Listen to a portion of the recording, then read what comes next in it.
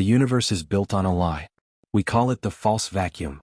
For billions of years, the Higgs field, the very fabric of reality that gives particles mass and allows stars to burn, has been sitting in a state of precarious stability. It is like a ball resting on a high ledge, waiting for a single push to fall to a lower, true state. If that ball falls, the laws of physics are reset to zero. Light stops moving. Atoms fall apart.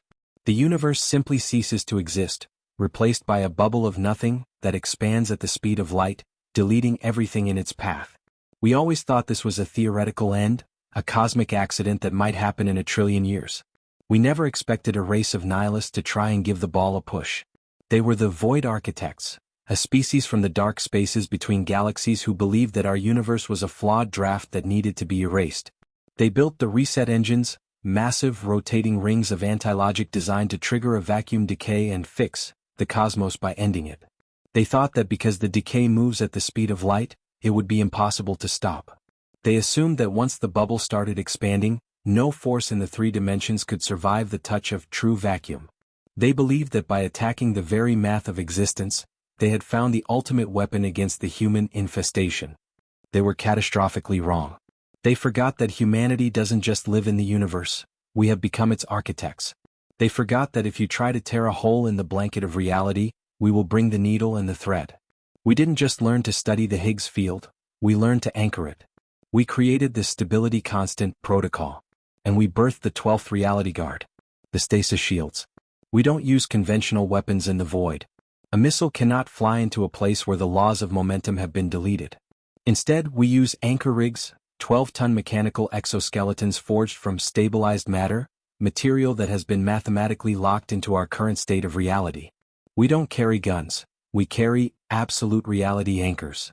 These are massive glowing pylons that project a reality field for 100 meters. Inside that field, the universe works exactly as it should. Outside, it's a chaotic soup of non-existence.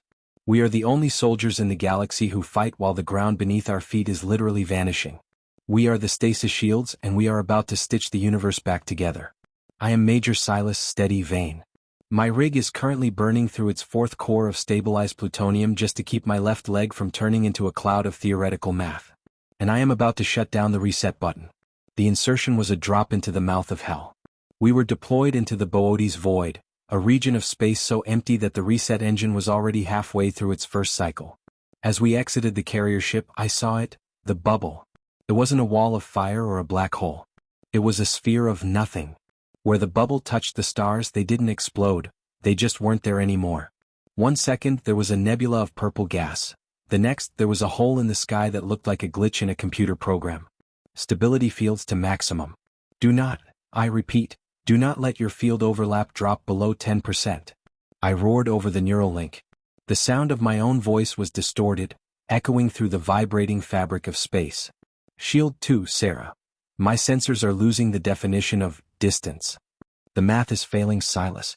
The bubble is pulling at the anchors. Shield 3, Jax. I've got logic drones coming out of the engine core. They're made of the same antimatter as the bubble. The void architects weren't going to let us stabilize their masterpiece. From the center of the rotating reset engine, thousands of logic drones emerged. They were terrifying, translucent shapes that didn't have a fixed form. They flickered in and out of reality, moving in ways that ignored the laws of inertia. They didn't fire beams, they projected erasure waves. Anchors down. Create the perimeter. I slammed my primary pylon into the ground, which was actually a solidified platform of Higgs energy we had projected beneath us. The moment the gold circuitry of the anchor touched the fraying seam of space-time, a massive blue shockwave rippled outward. The nothingness of the bubble hit the field and recoiled. It looked like a wave of colorless static hitting a glass wall. Inside my circle, the stars were bright and the air was thick. Outside, there was only the silent, gray void. Sarah. Jax. Jumpstart the RE stitch. The logic drones hit our perimeter. One of them lunged at my rig, its arm passing through my secondary shield. Where it touched my armor, the matte white plating didn't dent.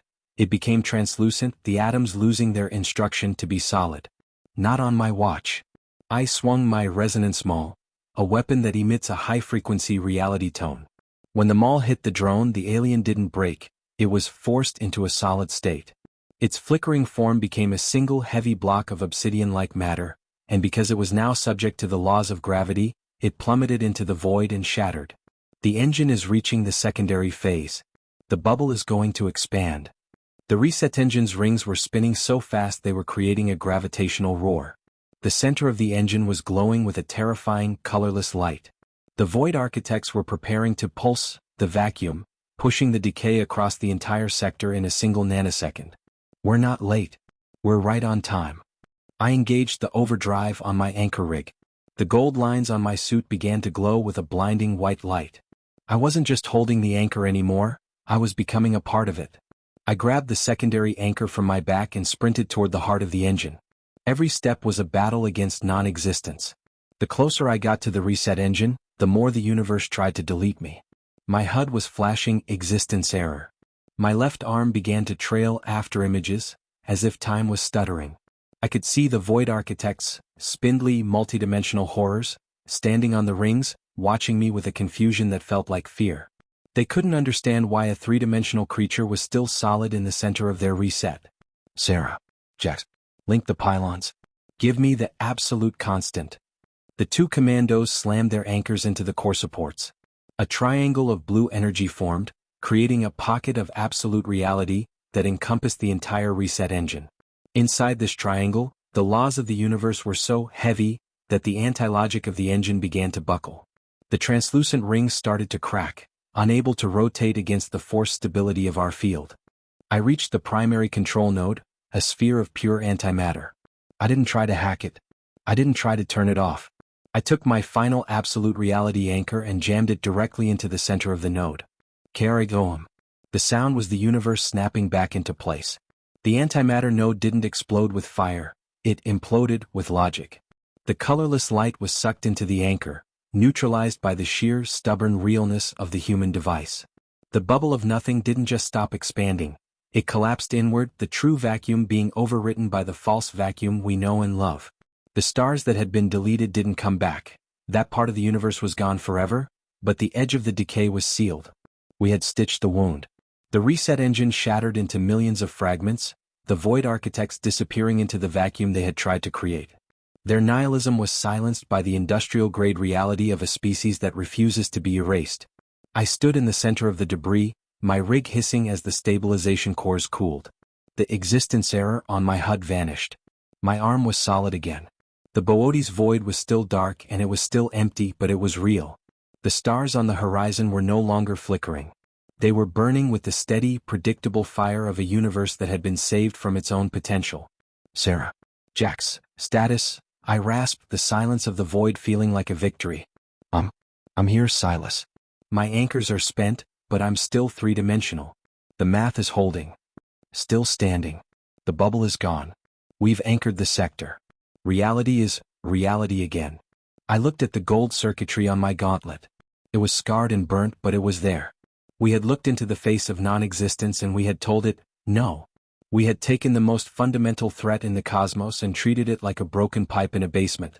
Humanity has proven the ultimate truth of the cosmic extremis. You can try to reset the universe. You can try to delete our history with the touch of a true vacuum.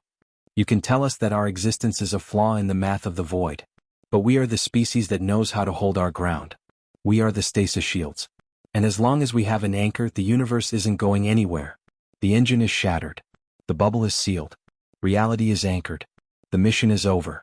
Now, get me a transport back to a place with some actual gravity. I'm tired of being theoretical.